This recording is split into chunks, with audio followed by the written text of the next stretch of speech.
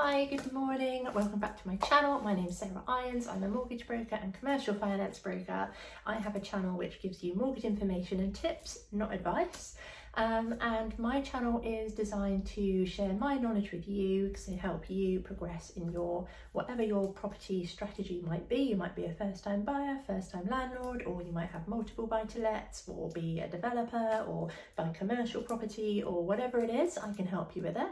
I've been a broker for 16 years, last 4 doing commercial finance, so I am well placed to help you and prepare you and give you some insight into what the mortgage lenders look for, what they will lend on, what they won't lend on. And basically my starting point was to do a series called Residential Home Back to Basics. I thought I'd start at the beginning. This is aimed for first-time buyers, first-time landlords, newer people to property, whether that's a remortgage, if you're already a homeowner, or if you haven't got a mortgage for a while and you're just looking to recap, or simply just to find out some up-to-date criteria, because it does change all the time. So this series has 12 episodes, and this episode is on adverse credit. Adverse means any credit blips, so any bankruptcies, IVAs, missed payments, CCJs, defaults, missed payments, I've said that already, anything that might have affected your credit score in the past. You might be wondering or think that you can't get a mortgage, so can you or can't you? I will tell you all about that now, so if that's the sort of thing you are looking to find out, keep watching. Okay, so adverse credit. It is a bit of a myth that if you have bad credit or some missed payments that you can't get a mortgage. That isn't true at all. The overriding factor of lenders is the date that you got it.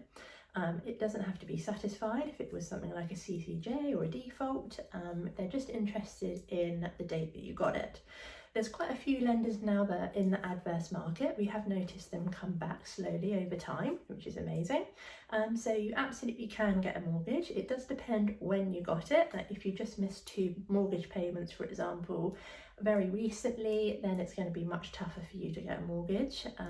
Not impossible with the right type of mortgage. However, we're looking at residential, buy-to-let, first-time buyer, residential style term mortgages, and that's what I'm going to be talking to you about. So, first of all, missed payments. Some of us, we all have busy lives.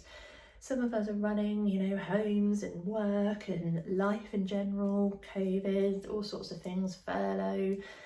We've got many things on our minds nowadays, and now and again we can just make a mistake and miss a payment. It might just be late, you might realise it's missed, be notified, then catch up.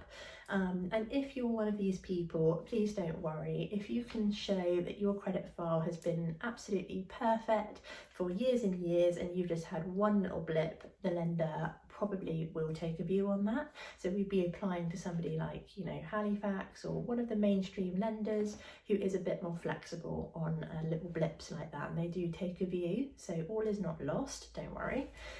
They do prefer it if it's a missed payment on something that isn't secured, so something like utility bill, credit card bill, something like that, rather than a mortgage or a second charge loan.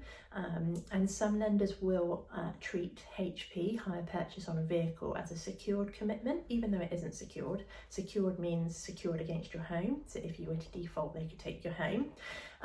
Sometimes they just class it as that, so do be aware of that.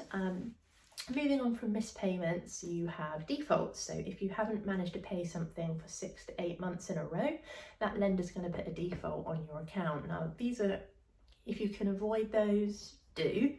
The other way to avoid it is to obviously speak to the lender, make an arrangement to pay so that you're paying something.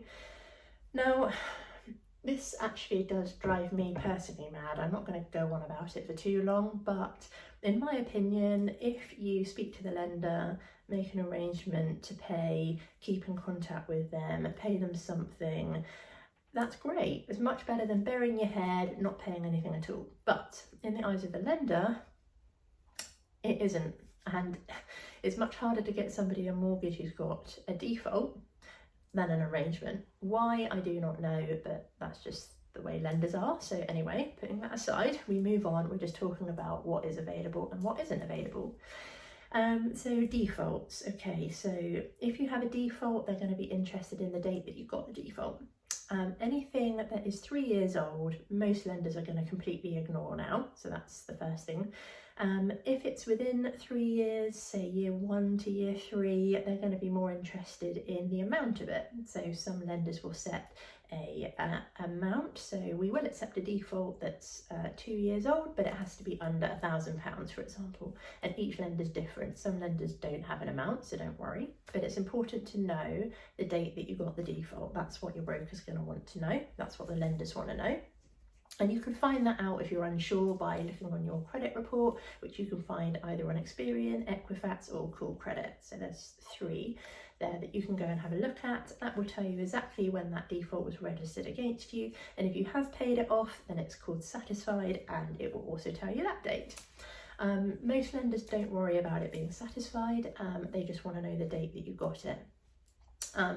Most lenders will accept defaults at certain levels if they're over 6 months old. I wouldn't say, this really does depend on the lender now. So if you can run your credit score as well as you can for 6 months, you'll have a lot more opportunity when you're looking at adverse lenders.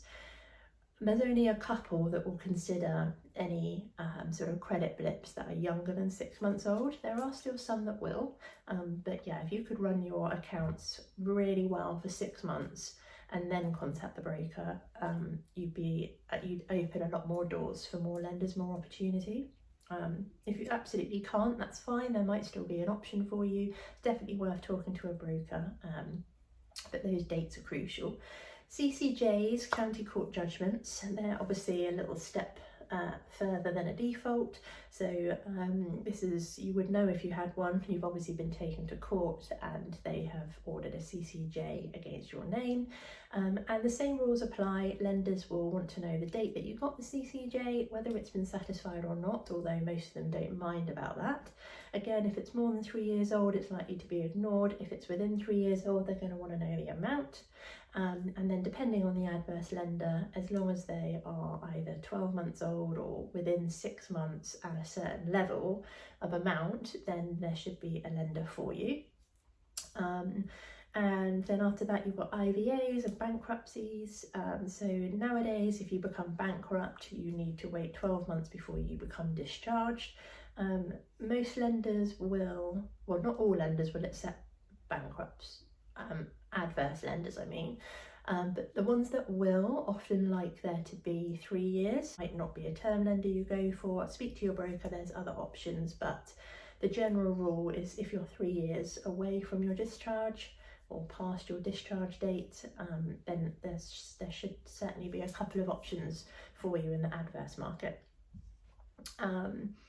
So yeah, that's pretty much all with adverse. I don't want to ramble on. I want to really keep these sort of short and sweet, but if you do have any questions, then do leave them below. The adverse lenders will have higher rates than the normal lenders, just because there's more element of risk. They probably won't go up to the highest loan to value that's available on the high street, but having said that, they are still back out there with some decent loan to values. So yeah, don't think all is lost. Pick up the phone, speak to your broker, and you never know, it might be a much rosier picture than you had imagined. So hopefully that helped. Any questions, leave them below. Like and subscribe to my channel, and I'll be back soon with the next episode. Bye.